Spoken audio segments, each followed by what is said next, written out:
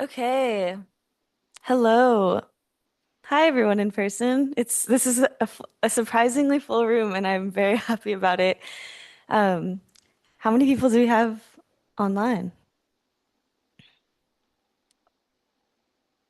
Nice. Okay, this is maybe the first time that we have more people in person than we have online, so that's a win, I would say. Happy first Santa Clara River Watershed Committee meeting of 2026.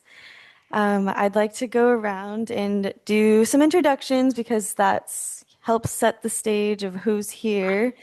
So I'm Lauren and I work at the Ventura County Resource Conservation District. I'm the coordinator for the Santa Clara River Watershed Committee and also the Ventura River Watershed Council. And if you ever have additional questions, I work in the fuels and fire programs also at the RCD, and we're doing a ton of prescribed burns right now. So that's a fun sidebar questions if anybody has any. I'll pass it to Rachel. Hi everyone, my name is Rachel Ray. I also work at the Ventura County Resource Conservation District and work on all of our restoration programs and manage the permits that we hold for Arundo removal in the upper watershed. Thanks. We'll start in person right here. Thank you. Hi, John Demers. I'm the executive officer at the Fox Canyon Groundwater Management Agency. Hello, Kelly Long, Ventura County Supervisor. I'm Lisa Tate. I am a citrus and avocado grower in Santa Paula and Fillmore. Tony Emmert with United Water Conservation District and Fillmore and Piru Basins GSA.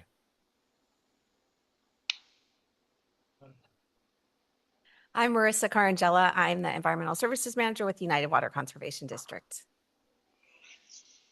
I'm Zach Hoagland. I'm a fish habitat specialist at the California Conservation Corps.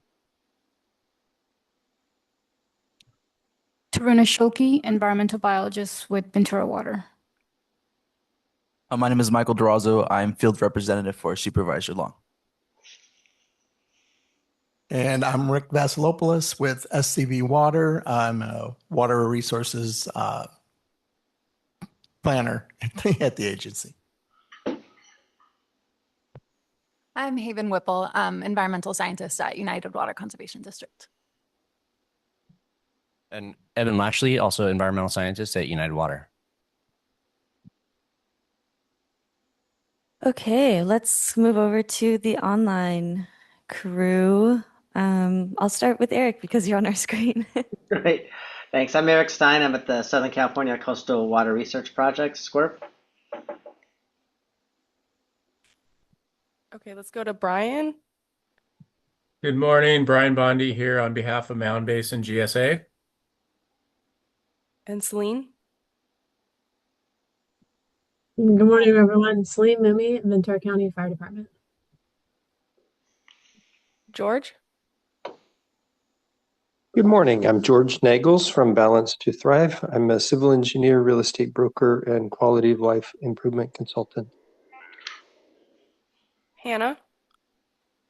Good morning, Hannah Garcia Wickstrom, United Water Conservation District. Helen. Helen McGrath. I farm in Fillmore and Somis, and I'm on the board of the Fillmore Pumpers Association. Holly. Hi, I'm with Friends of Santa Clara River, and I work for Channel Islands Restoration. Smolder. Hi, I'm Sarah Mulder, Water Resources Manager for Ventura Water with the City of Ventura. So, Sonia? Yes, good morning, everyone. My name is Sonia Flores. I'm with United Water Conservation District, and I'm an engineering assistant with the engineering department. And Jody. Good morning, everybody. Jody Schweitzer, Water Program Director with the Farm Bureau. And we're just admitting Sean, so I'll give him a second to join.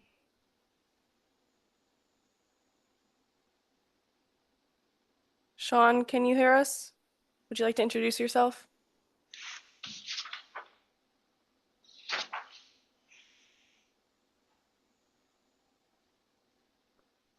And Amanda just joined if you want to introduce yourself as well. Hi, everyone. Good morning. Amanda Begley with Tree People.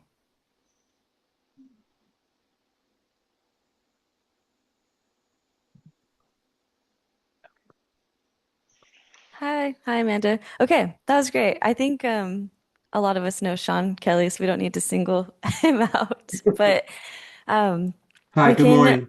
Oh, go for it.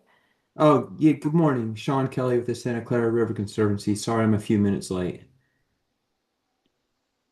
No problem. Okay, we'll move forward. We can move along to our GSA updates.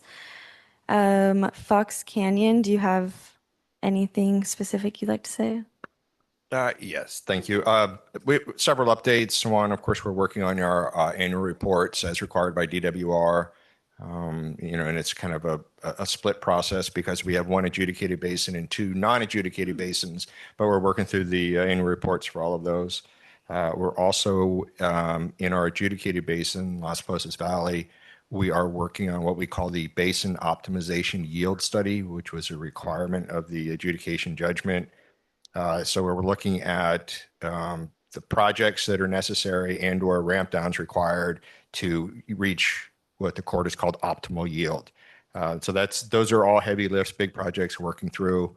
Of course, in the Oxnard and Pleasant Valley basins, there is an ongoing adjudication there. We thought we reached at the conclusion of phase one, wherein the court determines the safe yield. However, that the safe yield results as determined by the court are being challenged, and the challenge is being challenged. So as always, the adjudication process remains challenging. I do want to mention one other thing while I have the microphone for a minute. On March 10th, the Fox Canyon GMA is doing a stakeholder workshop at our offices at the county center. This is an opportunity for any operator. It's kind of geared towards a private well owner, but it's an opportunity for any operator to come and talk about the reporting and the requirements that the agency expects, as well as ask questions, give us feedback, and engage in a conversation so we can learn from you and hopefully you can learn from us. To the knowledge of anyone at the staff, we haven't ever done this before, so I think it'd be a good opportunity to engage with our stakeholders. And again, we'll pass out some information in advance of this semi-annual reporting requirement, as well as learn from our community and learn from the people who are extractors and make the process better for everyone. So there's lots of information on our website, but it's March 10th at the county building starting at 5:30 p.m. Thank you. I found the link, so I'll add it to the chat for people to access. Yeah, thank you. Okay, is someone from the Mound Basin, I think online, available? Brian? Hello, can you hear me? Yes. Okay, great. Hi, everyone. Sorry I couldn't be there in person. I just have a few updates. So, like John mentioned, for Fox Canyon, Mound Basin's also working on its annual report, and that'll be coming out for review here in March. It's due to DWR April 1, so we'll be reviewing that with our board at its March meeting. We're also working on something called periodic evaluation of our GSP. That's a requirement the state has to evaluate your GSP every 5 years. So that process kicked off late last year. We had a workshop in December. If you missed that or are interested, we can get the slides to you. This process results in a report that evaluates the GSP that's due for us to DWR in November of this year. So we made the mistake of submitting our GSP, not waiting till the deadline. So that reset our deadline earlier for everything else. So we may be a little bit ahead of some of the other GSAs. So November, that'll be due. We're planning a workshop in late June or early July to go over the content of that periodic evaluation document. Aside from that, we've been working on a couple projects. We are working towards drilling a monitoring well on Harbor Boulevard to make sure that we monitor for seawater intrusion. That's really kind of the main project we have going on. We also had lots of questions when we wrote our GSP about the interaction of groundwater and surface water. So we've been doing some focused shallow groundwater monitoring near the estuary. The Santa Clara River, kind of last mile of the river, cuts right across the very edge of our basin. So there is a little bit of river reach that is in our basin. So we've been focused on collecting data, and that's part of what we'll be presenting in our periodic evaluation.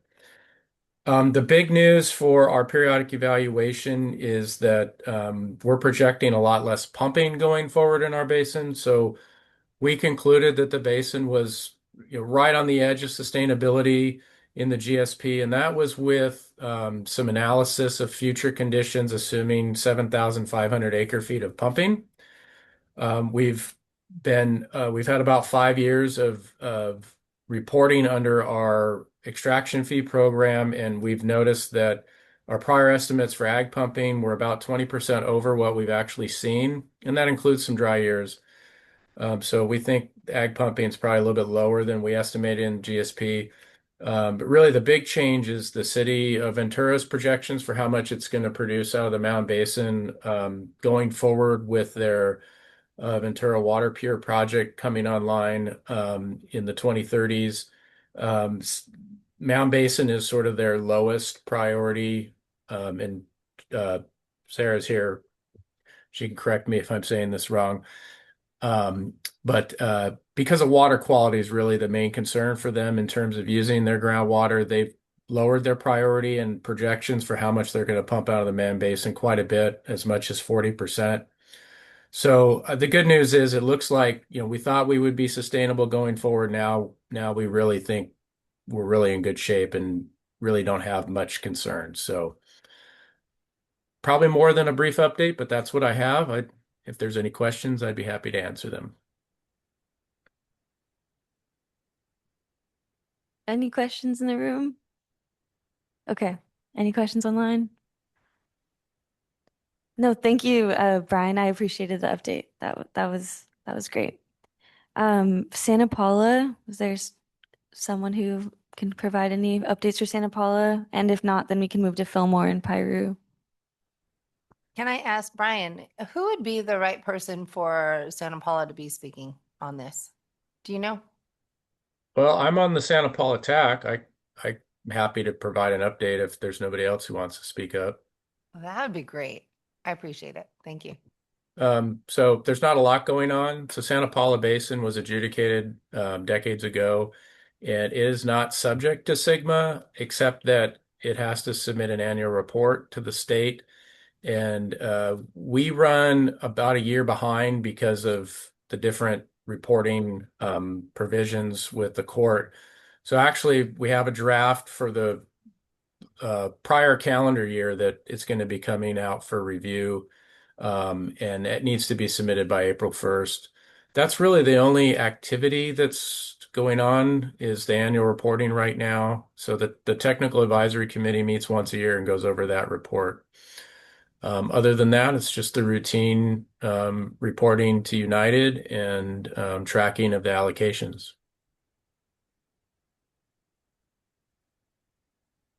Great. Thank you so much, Brian, for being able to do both.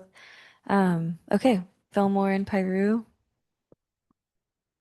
Well, being repetitive, Fillmore and Piru Basin's GSA is working on its finishing its annual reports. So if you're free tonight or this afternoon at 4 o'clock, we're going to be getting a preview of that at Fillmore City Hall or via hybrid meeting.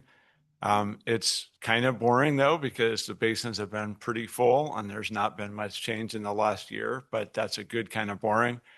That will be finalized by the board next month at the March meeting and submitted before April 1st.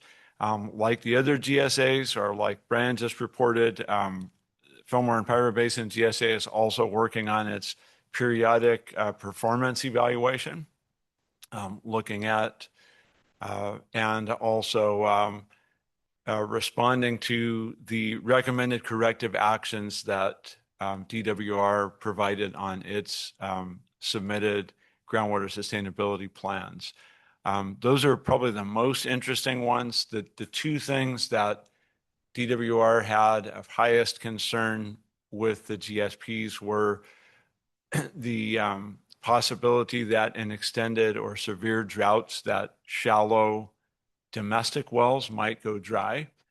We don't have a whole lot of anecdotal historical evidence of that, but that was a really big problem statewide. And so it's resulted in a research project to try to find out what the construction is of some of these ancient, shallow domestic wells. And that's proving to be time consuming and difficult. People say, I really don't know how deep my well is. And it was constructed in 1922. And so, we'll have to ask creative questions like, did you ever have a well maintenance company work on this? And can we talk to those people? Maybe they know. But this is more a preemptive type research. So that's going on. The other major issue that DWR was concerned about was understanding better the interaction between surface water and groundwater. And it's pretty complex in those two basins because Santa Clara River runs right over the top of both of them. And we have gaining reaches of the river where groundwater comes up to the surface and losing reaches where surface water recharges groundwater. And so that really has necessitated some additional modeling. So making the model more discrete and making the grid size much, much smaller and trying to capture, well, there's a lot of data, but trying to tie that data to each of those geographical points and then get ourselves set up for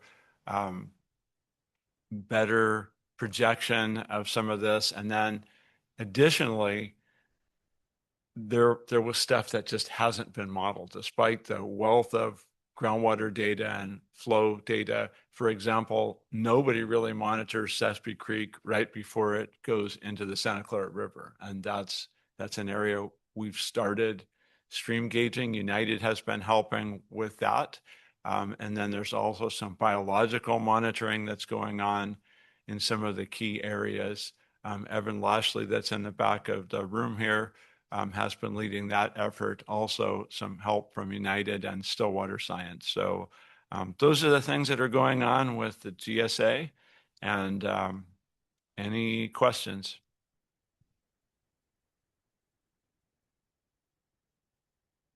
Great updates. We have a question in the chat. I'm not sure if this is answerable right now, but it's specifically for Brian, and it says, how many acre feet of water per year does your mound basin model presume flows into ocean subsurface? And how much flows to the Santa Clara River is a minimum base in-stream flow to support steelhead, migratory waterfowl, and other endangered and threatened species? Good water budget questions. Yeah, I don't have those numbers committed to memory. So is that I see from George. George, we'd have to get back to you on that. Sorry.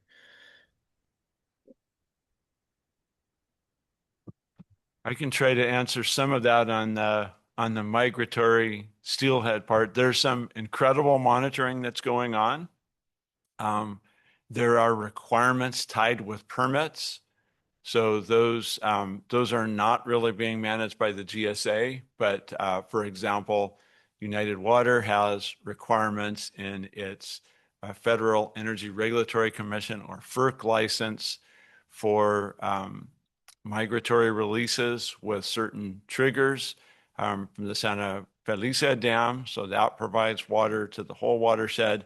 Of course, the watershed's main source that provides water for migration would be Sespe Creek, and that's not under any kind of control of a dam. So that provides most of the water. And then there are permitting requirements associated with a Freeman diversion for groundwater recharge on the Oxnard Plain.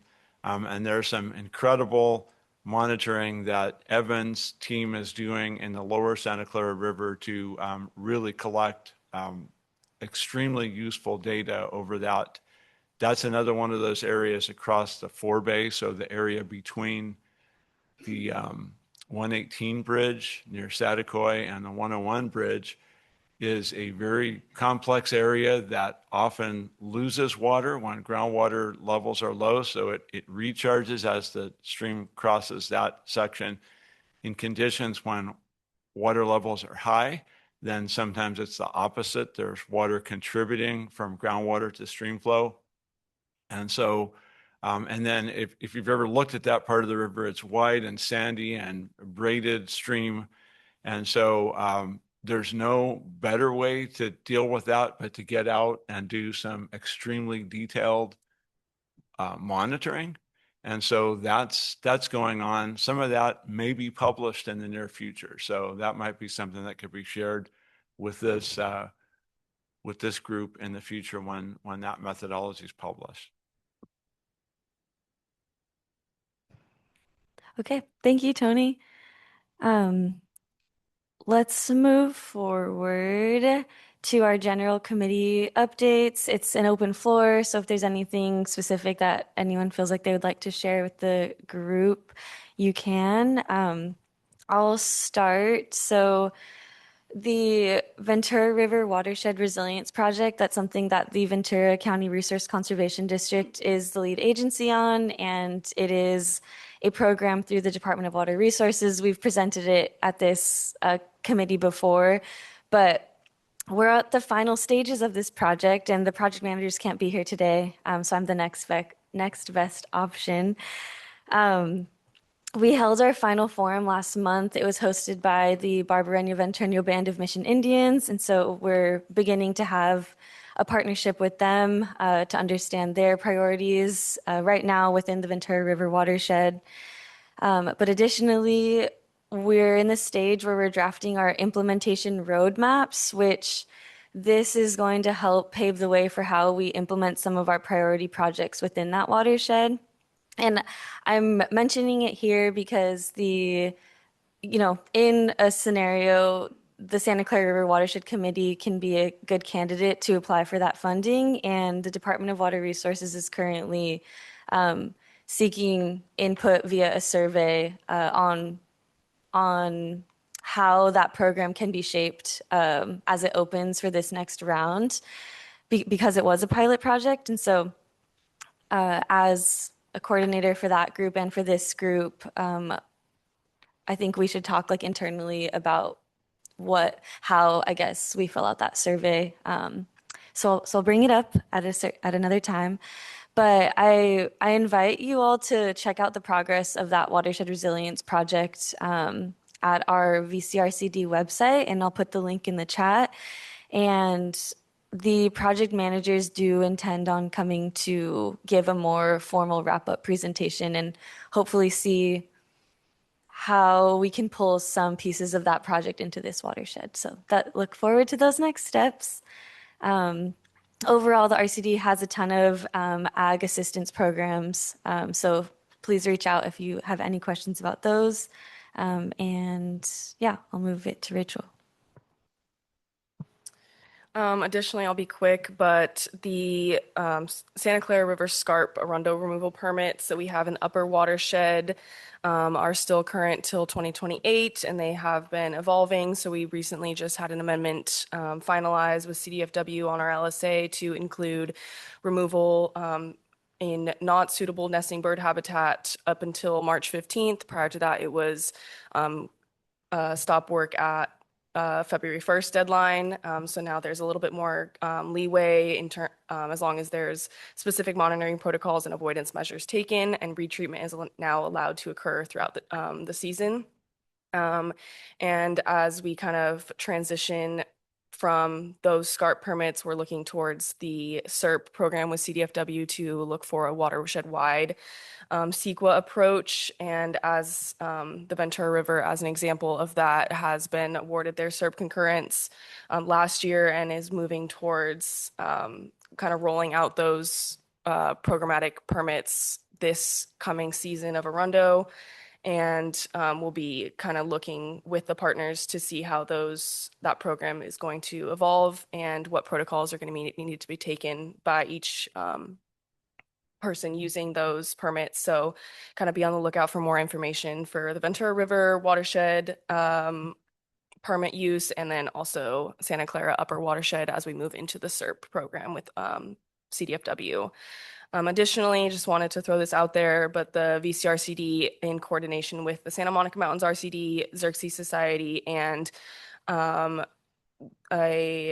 the SAMO Fund is hosting a monarch screening event next Saturday on the 7th. So check out our website if you're interested in a Western monarch documentary event. There'll be tabling and a panel as well. So check into that. I can put a link in the chat for that. It's going to be so cute. So if you go see a movie with your families and support the monarchs, it's going to be so cute. Okay. Does anybody have any community updates they'd like to share? Sure, go ahead. Hi, this is Supervisor Kelly Long. Was just back in DC advocating for the Santa Clara River, Sespe Creek, and Santa Paula Creek.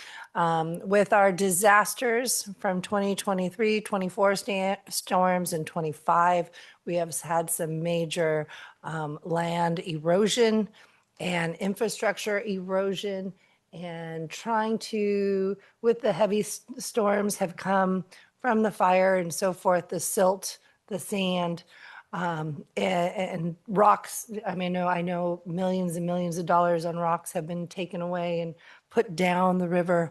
Who knows where they are? There was no air tags. So we can't put them back.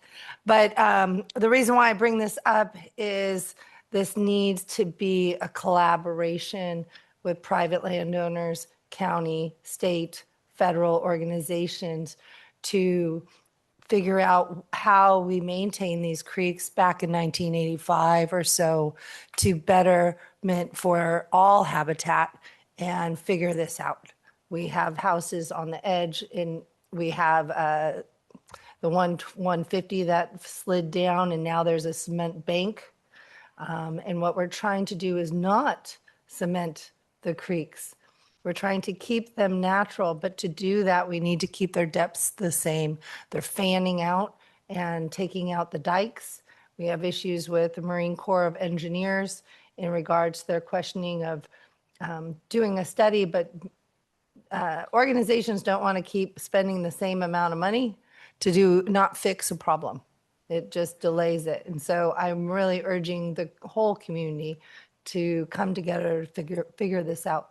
There has to be a compromise. Also with the Arundo, that needs to be taken care of, and that's the hardest thing ever. But that would also bring more water into our groundwater. And so I bring that up. Also, we met with John Watts at State Senator Padilla's office. Padilla's introducing a bill to bolster California's water supply drought resilience, which I hear is a good one. He just did it in February, so if anyone's listening on that. And then, of course, I asked for more water. I think that we need more water in our groundwater for fire defense, for agriculture, for municipal. Filtered water is great for our cities, but not so great for our ag and extremely expensive. There has to be a diversity of water so that all of us can survive, and everything has it. Our environmental has water. I think that would be good too. So just wanted to bring that up. Thank you. No, thank you. That's great. And we're, taking notes, and that kind of leads into something towards the end of my next presentation. So I appreciate it. Does anybody have any last minute community updates before we move on?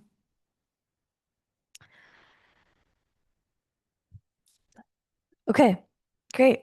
Now you get to listen to me speak more. So I will pull up my presentation, and just for context, our presentation after this will have to do with a coordinating group addressing hopefully a strategic plan or some kind of effort for Arundo removal in the Santa Clara River watershed. So I will start sharing my screen.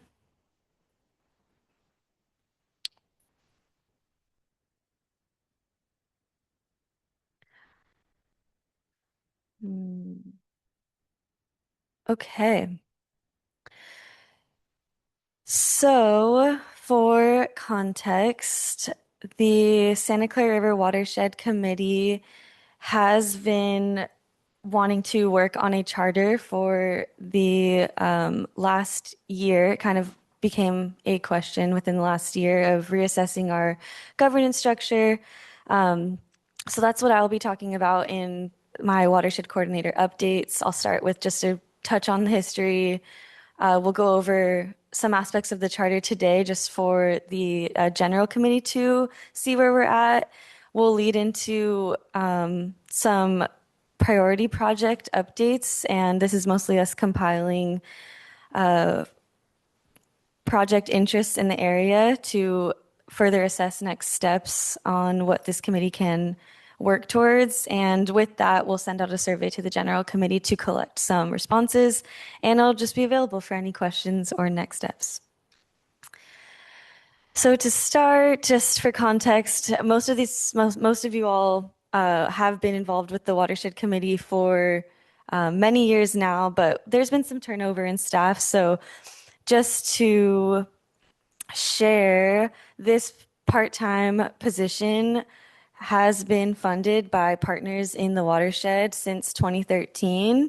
We went through the IRWM process as a committee, and where we're at now is trying to reevaluate and keep partners focused on key issues and priorities in the watershed, which led us to looking towards developing a charter and defining these shared priorities. And we started that process in June of 2025, where we met with our funding partners, and that led to a smaller steering committee to start formalizing and drafting this charter for folks.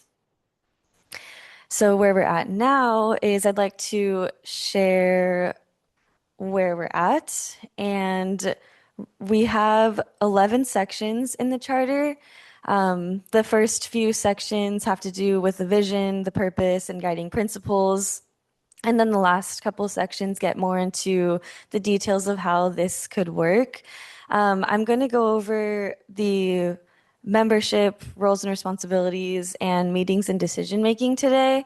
But I do want to share that after this meeting, the draft charter will be available via the newsletter for general public input. We'll collect comments and, so I just want everyone to know that we have been working internally with a small group, but it's not representative of everyone in our community. And so this next step is for people to review it on a broader level. So to get into membership, the Santa Clara River Watershed Committee, it's open to all partners, interested parties. Ideally, it attracts people who are actively engaged in our local basin and who have an interest in the watershed's health and sustainability. And the focus of our work and our membership includes Ventura and Los Angeles County. So we have our general members, that's anyone interested and a part of the public. And we have the watershed coordinator. This is a part-time position, and it's currently housed at the Ventura County Resource Conservation District. And then we have the executive committee, and this is what we have kind of talked about can stand as our leadership structure for this group.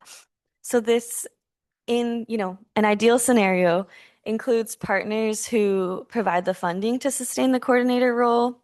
It includes all of the cities in the lower watershed, and it also includes 2 additional open positions for non-paying partners to add to and reflect a balance of interests across the watershed.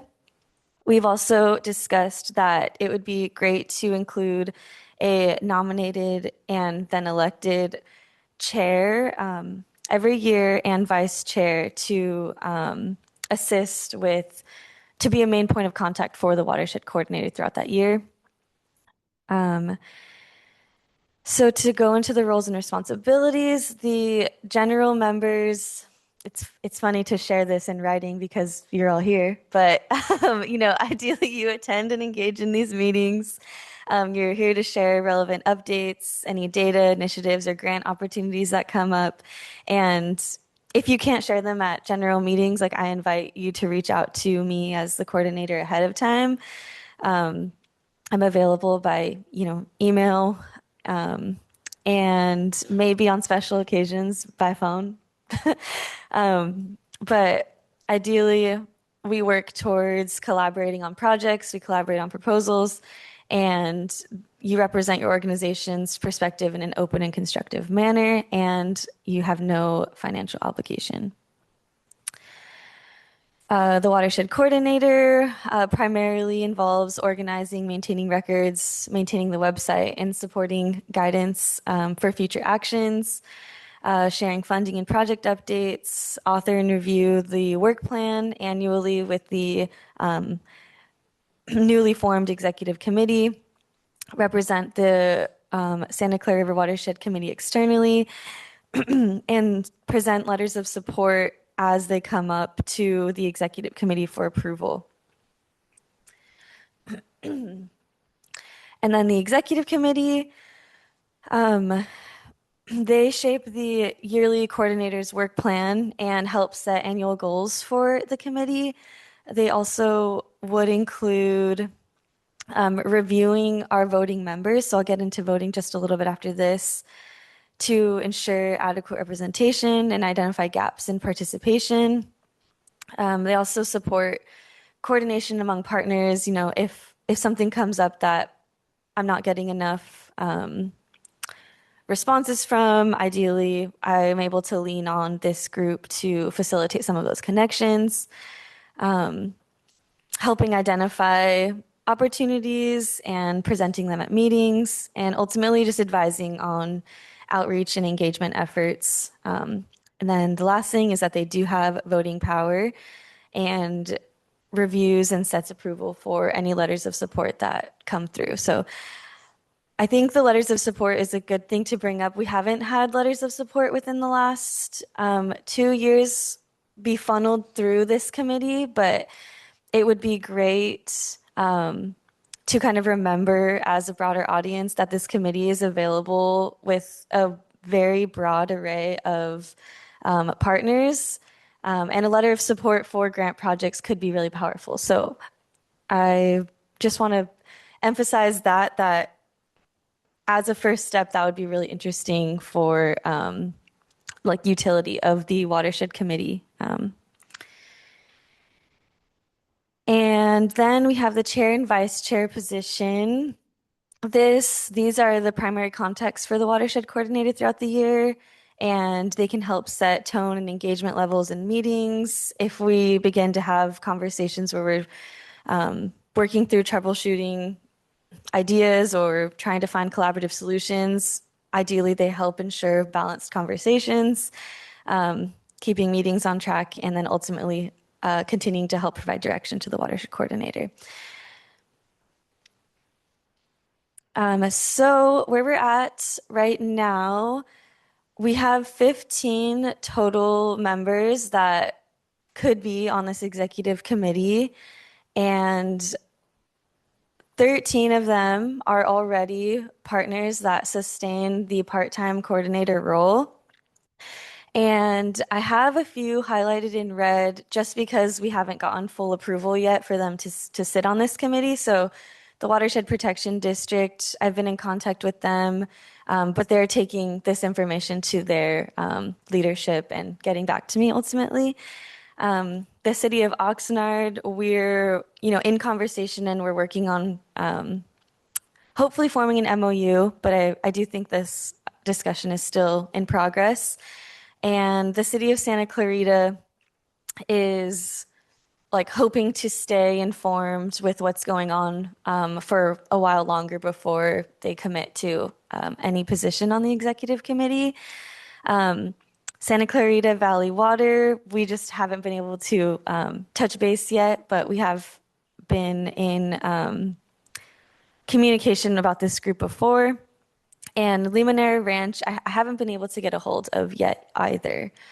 So that might be a place where I could use a little bit of help involving contact. And let's see, some additional ones are the City of Fillmore. They were not a funding partner before, but we discussed in our meetings prior to this that we ideally have representation from all of the cities. And so I had conversations with representatives from the City of Fillmore, and they're like happy to be a part of this committee. And the Upper Watershed Coordinator, Amanda Begley, who represents the LA County Safe Clean Water Program, is also one of the additions. And then we have Lisa Tate, who is representing like the private grower business that has been helping with this committee as well. So I mentioned these ones because all of the other partners have been supporting the part-time coordinator position and involved for many, many years. So to move on to meetings and decision making, so the general committee, we meet quarterly. It's every 2 months on the fourth Thursday of every month. And these meetings are dedicated to group updates. These meetings can be shaped by people reaching out to me with like interest in a certain topic. It also can be shaped by priorities from this formed executive committee. The executive committee will meet yearly at minimum to approve the work plan outside of these general committee meetings, but they also have expressed interest in having standing monthly meetings to help move forward any progress we have with the charter or other priorities that we'd like to work towards. Voting. The executive committee will hold voting authority on matters related to our strategic direction, the coordinator work plan, any grants or proposals that we decide might work well as a collaborative grant, and then ultimately the budget that has to do with the coordinator work plan and as it evolves, financial and budgets outside of that. So to achieve voting, we've kind of discussed that a quorum is met when at least 50% of those on the executive committee are present. And ideally, we strive for consensus whenever possible. When the consensus can't be reached, a simple majority vote of those present will decide. And any decisions that regard like larger financial commitments, membership status, or like removing or appointing chair, vice chair, people on the committee. This will require a supermajority vote of 2/3 of the executive members present. And then any initiatives that change with this committee will be shared with the general committee for review. And this communication will mostly be through our newsletter. It'll continue to be through our newsletter. Okay. And I'll do my best to keep sharing the meeting summaries publicly and ensuring transparency to all and accessibility. Does anybody have any questions about the charter right now, or are there any people in the room that would like to add any more context or information before we move on? The only question, this is Supervisor Long, the only question I had was to ensure that the property owners along the Santa Clara River were a part of it. And so I wondered if the fish hatchery, I didn't see their name on it. I think maybe going over that list would be helpful for you to make sure. That's great. That's great. And by the Input. way, Yeah. the summary was really good and easy to understand. So that was really nice. I leaned into a opportunity, but I forgot to say thank you. So thank you. Okay, no, but your feedback is great. That's like one of the things we want to hear. Again, this was just formed with a small group of people, so I appreciate that. Does anybody else have thoughts, immediate thoughts? But just as a reminder, this will be open for review, especially having to do with the vision, purpose of the committee, just so we're all on the same page. This is Lisa Tate. I just wanted to make a comment that I think it's really important that we've kind of built some structure into this organization because it was very wild and nobody knew who could make decisions or anything like that. So I'm thankful that you've taken these steps to move forward with that, and I'm looking forward to seeing what other people's comments are. Great, thank you. Okay.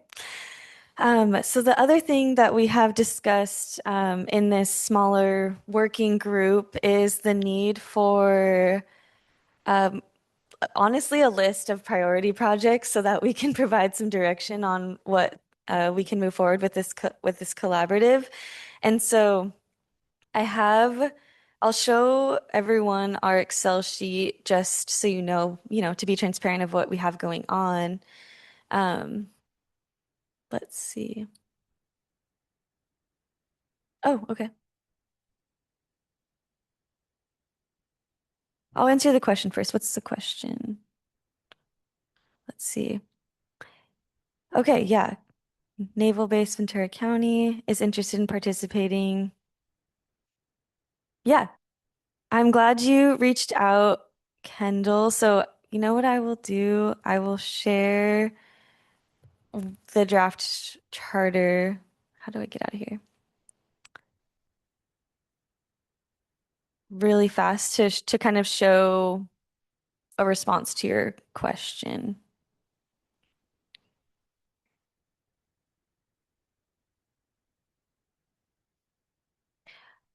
Okay.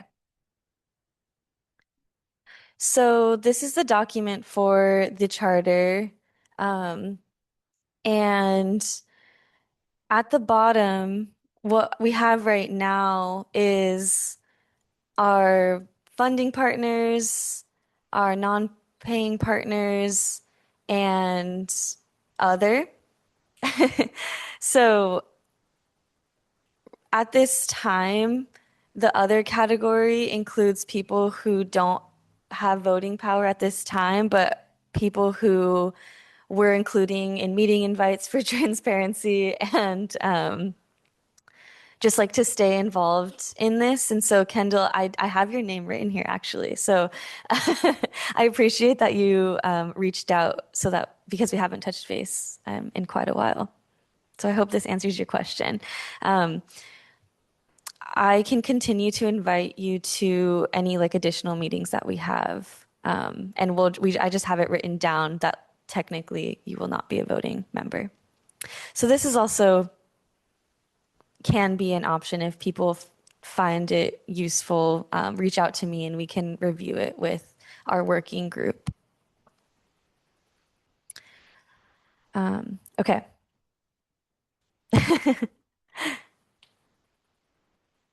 Yes, Sean, I will email this document to the group and make it available for people to review and add any comments. Okay, moving on to the priority project.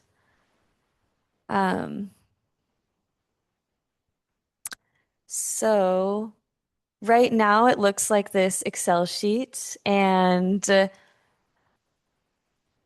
everyone in the general committee won't get access to this Excel sheet because I think that would be so chaotic. So instead, Rachel made a Google sheet. What is it called? A Google form. Rachel's made a Google form that will be shared in the chat today and also in our newsletter where people of our general committee can review the projects that we have listed here. And these have come up, just by volunteers in our working group that have identified some of their priorities. But I want to make it known that there's no like ranking of priority yet. This is just a compilation of projects. And so when you get this form, you'll be able to add your own input, add ranking to the projects that align with you or your organization, but then there's also a spot at the bottom of the form that will allow you to submit your own project. And so, yeah, just to reiterate, at this time, there's no ranking of any of these projects. We're just in a compilation mode. But some of the examples are, high priority is aggressive invasive species removal, groundwater sustainability implementation, habitat and estuary restoration, water quality compliance. And then ideally, we work towards a phase where we can identify whose these priorities are, if there's funding opportunities, and whatnot. So I just wanted to share that that's something that we also have been working on. And I believe Rachel has submitted the document into the chat. So I'll send it in the newsletter. Please feel free to add any projects, and we'll take it to our working group for review.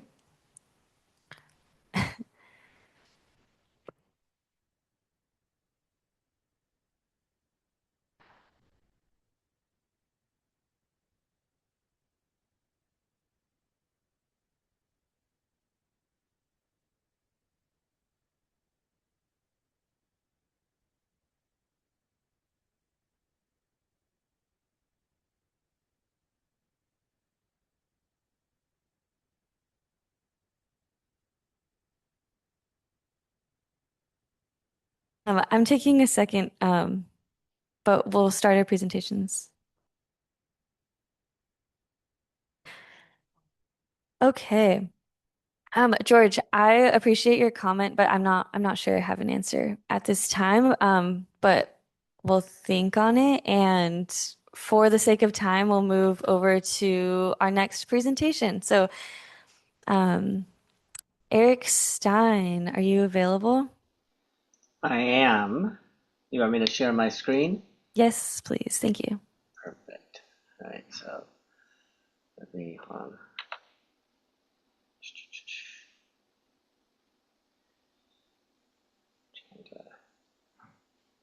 There it is. Okay. Okay. Put this in there.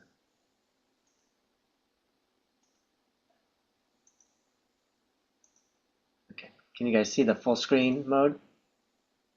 Yes. Okay, perfect. All right.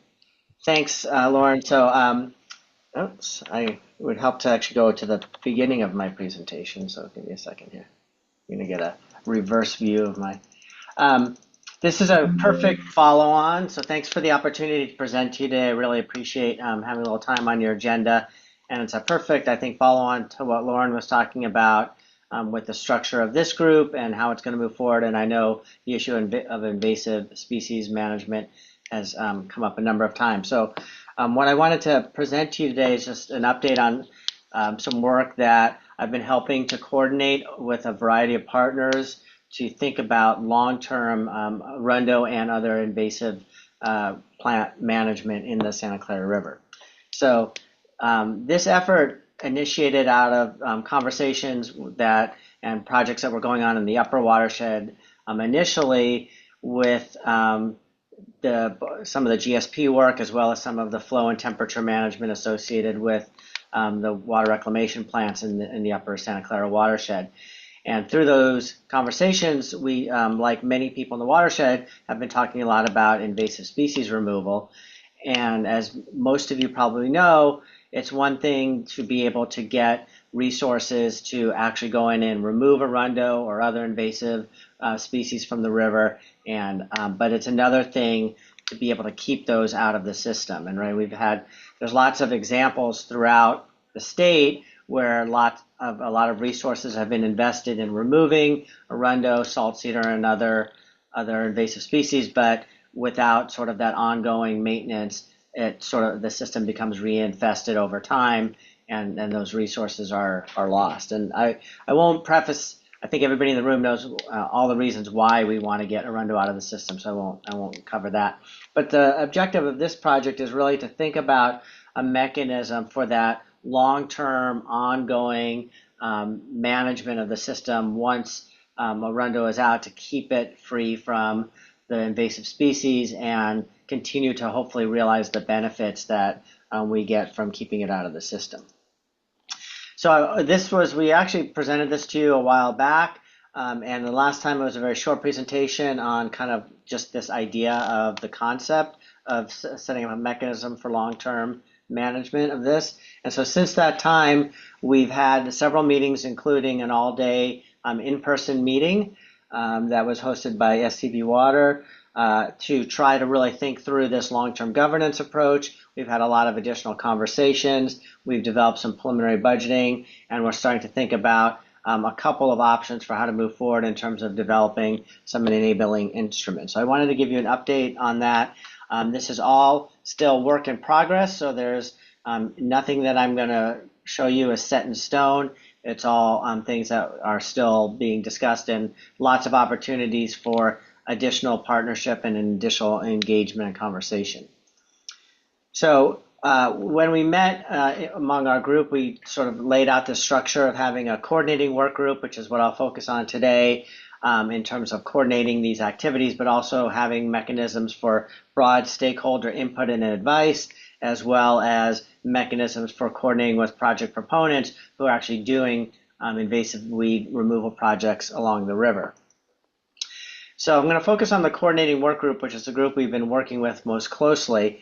And so this is a group of entities that are really would be responsible for sort of thinking about this decision making, the strategic oversight and direction, right? And so I put on the screen here, I won't read it to you, but some attributes for folks that we want to have in this coordinating work group, right? And so these are sort of folks who are going to help direct this effort. And so the initial list of folks that we've been working with is on this slide. This again is not, these are just people we have been talking with and meeting with and coordinating with.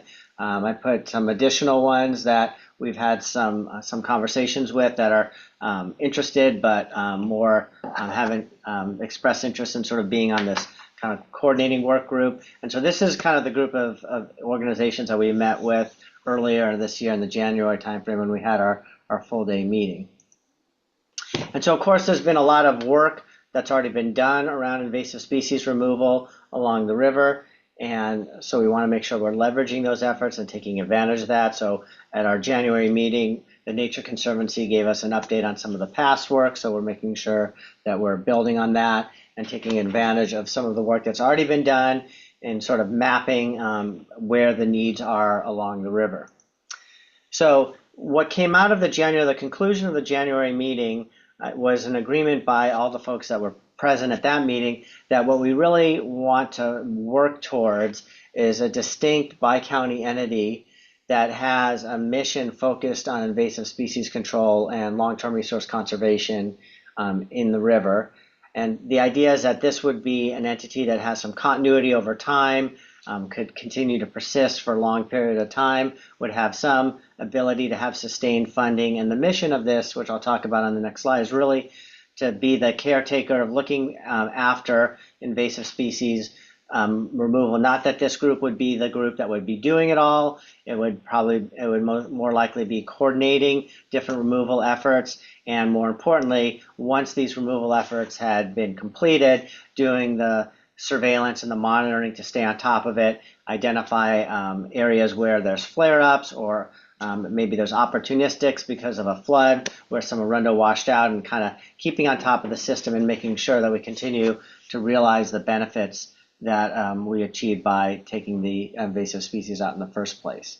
So again, it would be the idea is that this would have a focused mission around this. And so we talked about some different program elements, that there would be some governance and management. So again, it could be associated with some of the things that Lauren previously presented, or it could be somewhat standalone. There would have to be some funding to keep this entity sustainable over the long term, and make sure that it can either coordinate or contract out ongoing maintenance of the system if we have reinfestations popping up. And then, of course, some monitoring, tracking, and reporting on what's going on and what's been the benefits that have been sustained over time.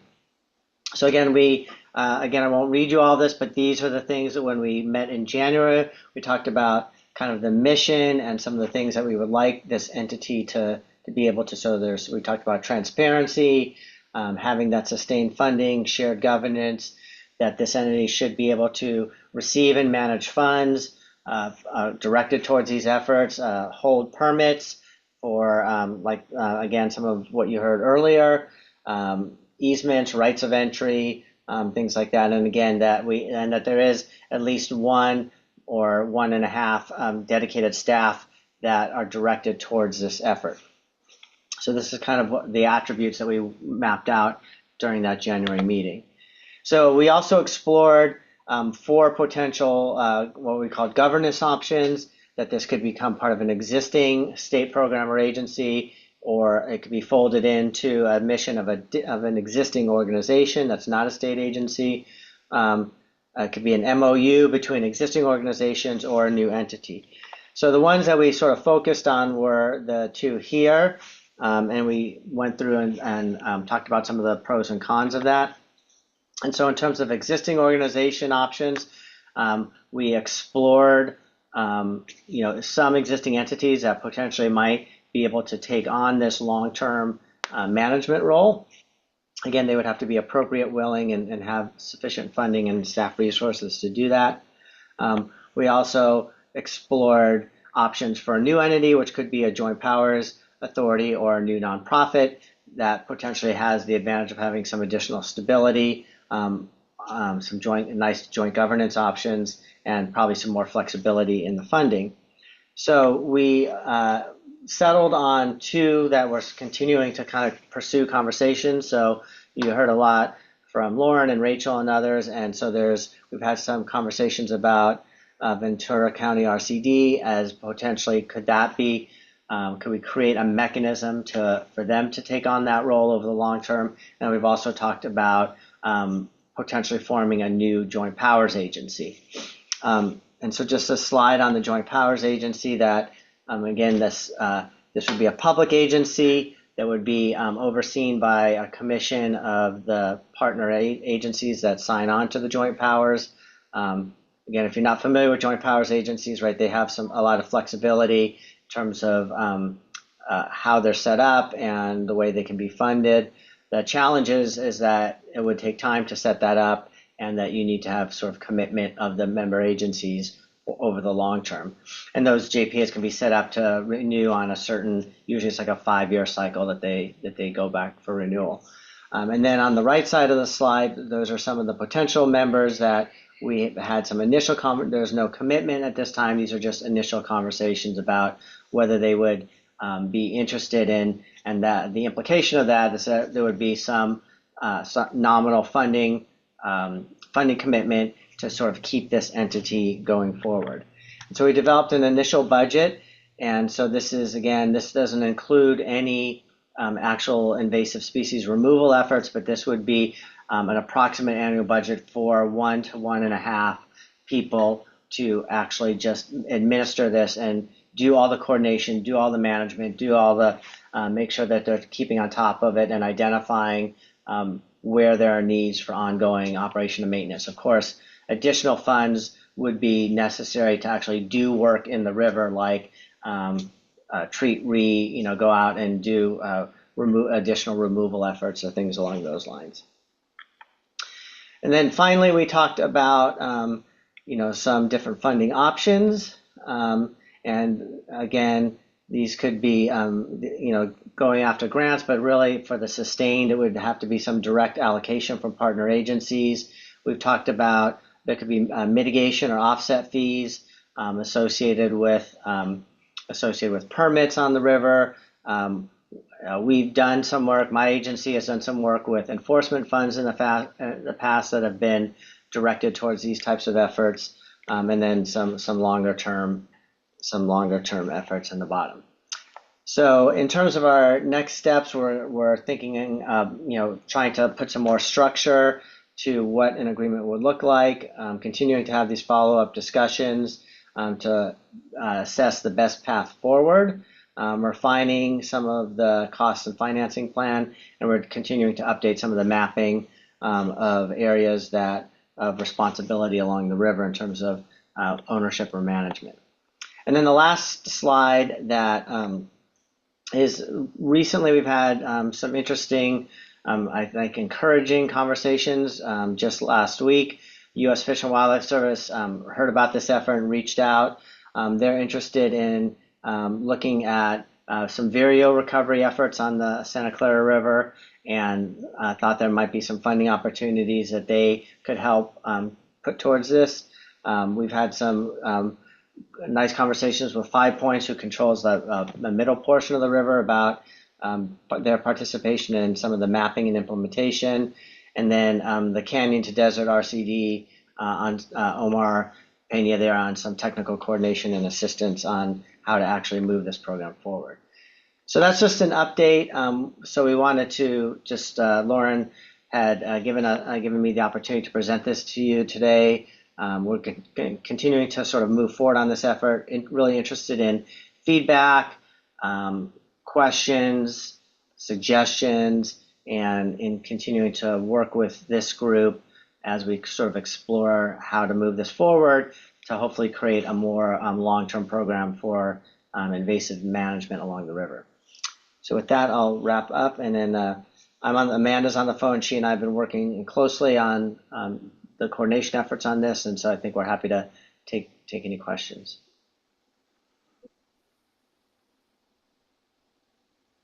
I guess I have a question, comment, and suggestion.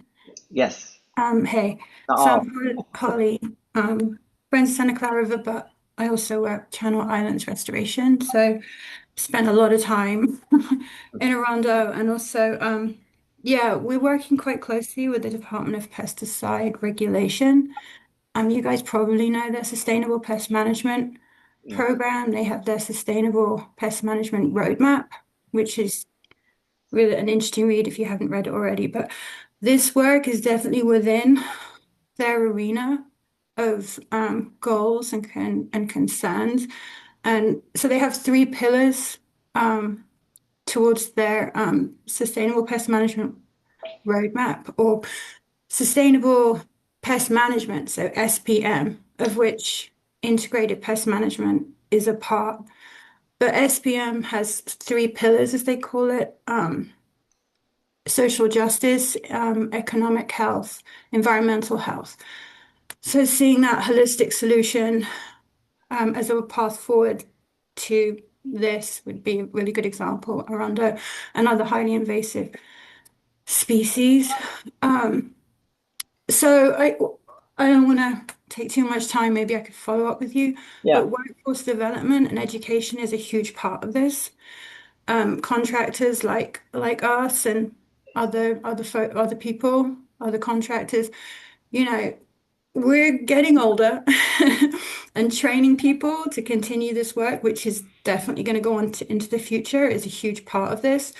We work with people who have just come out of college, or subcontractors who are already landscapers, people that are very interested in this work. Being able to keep them working and training as you go is really a kind of, I think, really one of the solutions to actually making this a reality of removing. Yeah.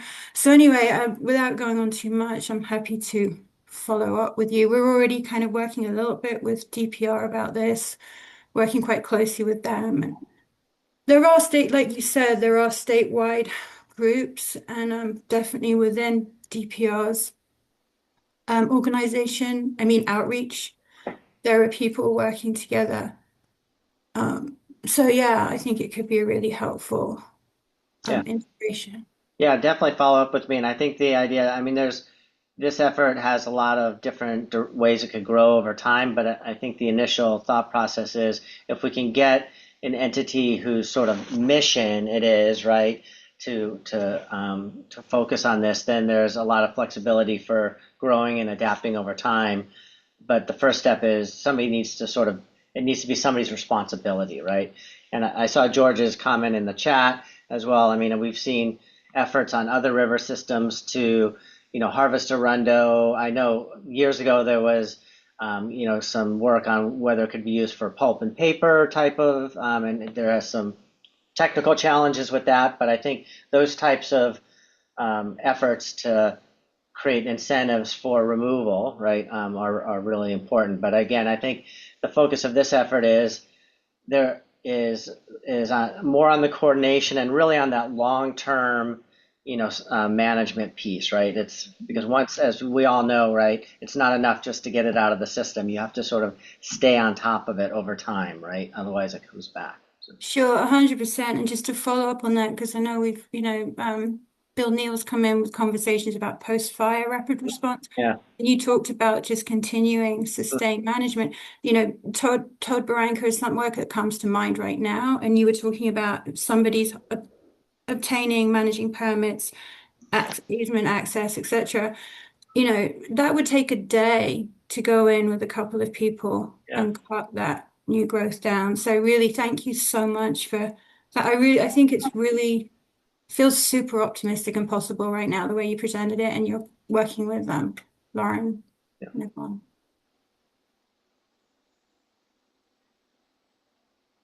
Any other questions in the person audience? Eric, this is Kelly Long, Ventura County non-voting member. I just had to say that for fun of it. Apologize. It's been a long week, but I just think this work is really important. So I hope that we can figure out what organization can be pushing this. We had the auto fire. We've had so many fires associated with the Arundo, and it's just not safe. Right. I understand we have a lot of different things going on with it, but if we don't manage it, it's going to get out of control. To me, it's like bamboo. Yeah. It just starts and the root structure just keeps going off, and that's not okay for a lot of different reasons. And I appreciate Bert Handy sent to me an email stating that if the Arundo's there, the river moves, and that we can't have either. Yeah. So there's a lot of different reasons why this work needs to be done. The question I had, though, is if we get too big with the County of Los Angeles, they're huge. So trying to get them involved, maybe need to be a little bit more specific as to which entity. I'm not sure, but we'll figure that out. Thank you. Yeah, that's a great comment. And I think one advantage, they were at our last meeting, and the agency that I work for SCORP. The County of Los Angeles is one of our member agencies as part of our joint powers. So I have some ability to have those conversations with the County of Los Angeles. And Ventura County is also one of our member agencies. Sarah, do you want to unmute yourself? Yeah, thanks. Just real quick. I echo other sentiments that this is just very exciting to have a development of kind of a responsible party for this activity in the watershed. And for funding options, even if it's not the major source, it would be exciting to have the opportunity for mitigation funds to go this route. I know that's a need in both Ventura River and Santa Clara River watersheds. So just being able to keep mitigation within watershed would be great. Yeah, that's a great idea. And there's precedent for that in places like the Santa Ana River, where they have a program where mitigation funds can be directed for Arundo control. So there's good precedent for that. Wonderful. Yeah, and Eric, not to keep sounding like a stuck record, but the same thing with funding for economic incentives, jobs, education. So I totally get it. Sorry, I wasn't trying to suggest that you jump to that right now. I just wanted to put it out there because resource, knowledgeable, field tech, doing the job well is super important. Otherwise, it's a waste of time. Could be. And the fact that you can do so much other restoration as you do the Arundo. So anyway, I'll leave it there. But yeah, totally to the point, the main point of your presentation. Thank you so much. It sounds awesome. I see Amanda's hand up. I should let her as my partner in crime here. So. Yeah, no, thank you, Eric. That was excellent. And I just wanted to speak to the comment about LA County participation. So the program that my work is funded through is through LA County's Measure W that was passed back in 2018. And although that focuses on stormwater multi-benefit projects, my watershed area steering committee that I report to has consistently raised invasive species removal and this kind of cross-county collaboration as important to our group. And the LA County Water Plan also designated, their strategies and actions. And one of them, Strategy 13, is about invasive species removal and riparian habitat restoration. So there's a lot of folks in the county right now that are very interested in this in LA and are excited to be working with you all in Ventura County to realize these objectives. So thank you. Great. Are there any other questions online? In person? Okay. Thank you, Eric. I appreciate that presentation. Well, thanks for the opportunity, Lauren. Appreciate it. Okay, well, we're rounding out our agenda. I have today's meeting to be ending at 10:30. So this is an opportunity for like an open floor for any questions or discussions. Oh, I have two questions actually. How can we sponsor local scientific research to document and publish the most effective native species competitive replacement protocols capable of sustainably excluding Arundo donax? I mean, I can maybe take good question, George. I know, some of you on the phone are probably familiar with the WHAM group, and there's has been work done on this, and there's more work that could be done on kind of competitive exclusion. I will say that we know from experience that removing Arundo, replacing it with native riparian, and assuming that will keep the Arundo out of the system is not an wholly effective strategy. It is effective, definitely, but in and of itself, over time, because of things like floods and fires and rivers moving around and doing what rivers do, and the fact that the native riparian is designed to sort of wash out and regrow and wash out and regrow over time. That's the natural ecology of the system. Every time you have one of those events, it gives the opportunity for the invasives to come back in. And the reason they're invasive is because they can outcompete the natives. And so replacement with native habitat is really an important part of the strategy, but it doesn't eliminate the need for ongoing management of the invasives to kind of keep them at bay. So you sort of need to have a multi-pronged strategy to do that. I don't know. Hopefully that answered your question. Yeah, thanks for that, Eric. We can move on to Helen's question. Helen, would you like to unmute yourself about the Piru Dam? Yeah, I know this is a Ventura County specific issue, and there's going to be budget meetings this spring with United, but with the Piru Dam being mandated to take on some repairs, especially with the spillway and other parts of the infrastructure, just wondering if Tony or anybody at United had an update on federal grants and funding that I know was being stalled or outright withheld. A lot of us ratepayers, whether we're ag, municipal, or industry, M&I, were bracing for, the cost of that project. So if there's a quick update, if not, we'll just continue to track on this side.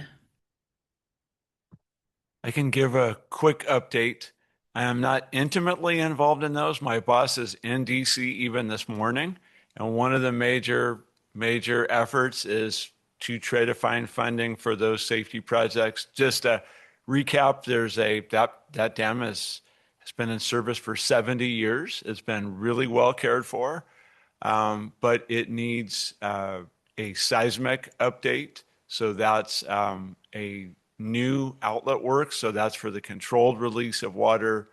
Right now, the outlet works goes under the dam, and the best practices is to not do that. So that would have to be abandoned and a tunnel constructed, and then increasing the size of the spillway about double or a little bit more than, or approximately double the size.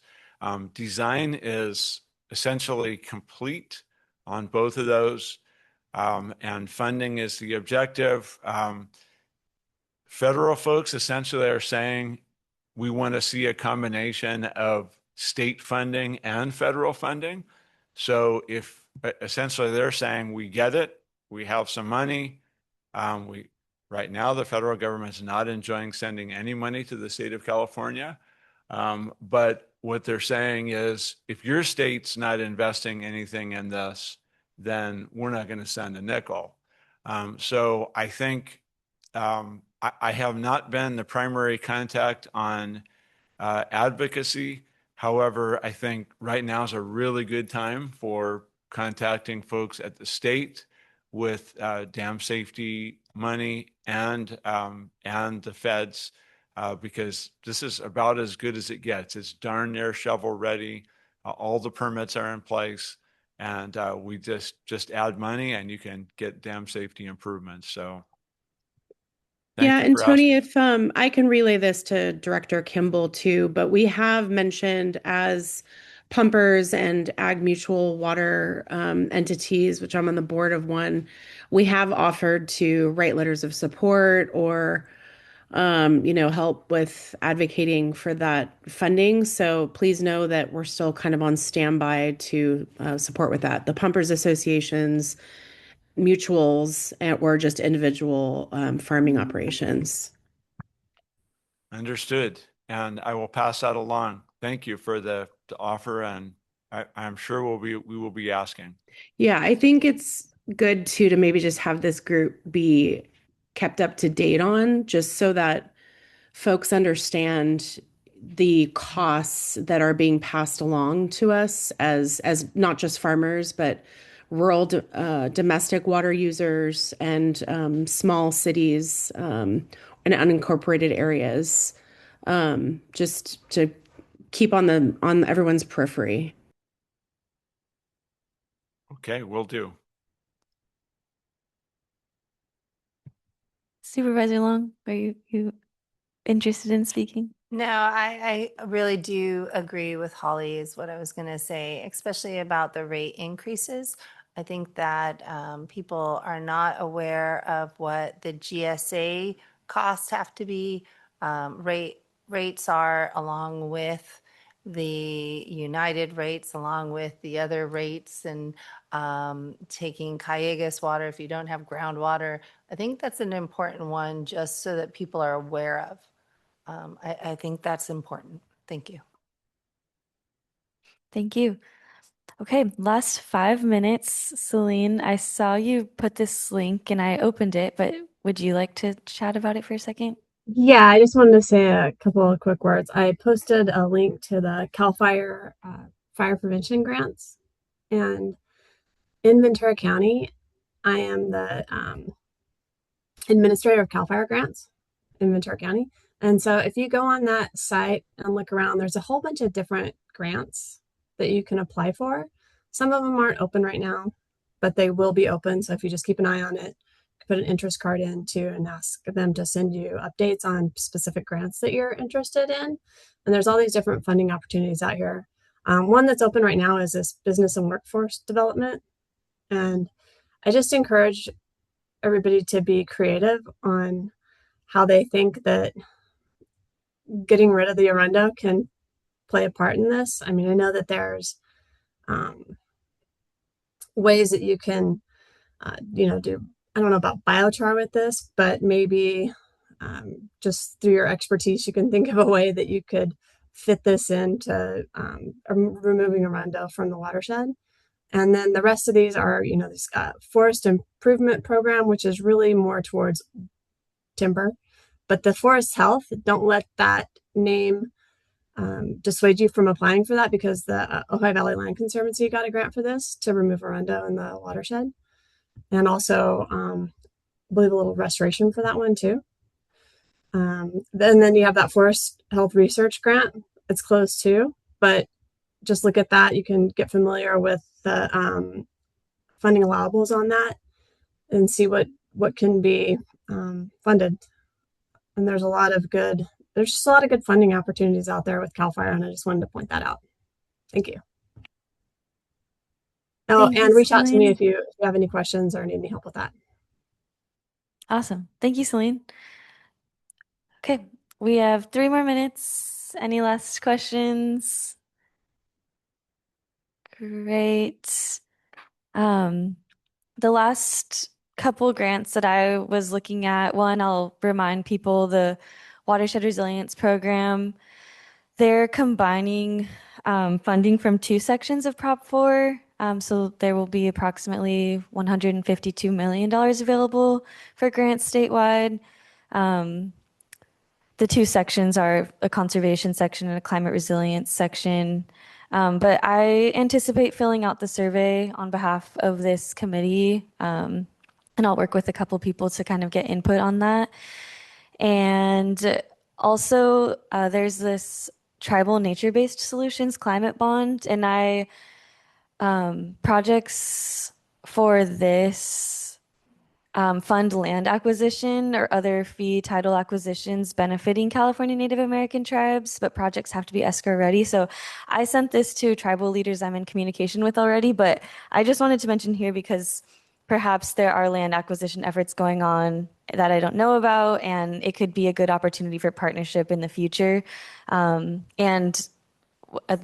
anticipation that this will come around again, we're forming more intentional partnerships with our local tribal band, the Barbareno Venturino Band of Mission Indians. And yeah, a lot of our conversations have been about like workforce development, obviously conservation easements, land acquisition. So I just wanted to share if that sparks interest for anybody.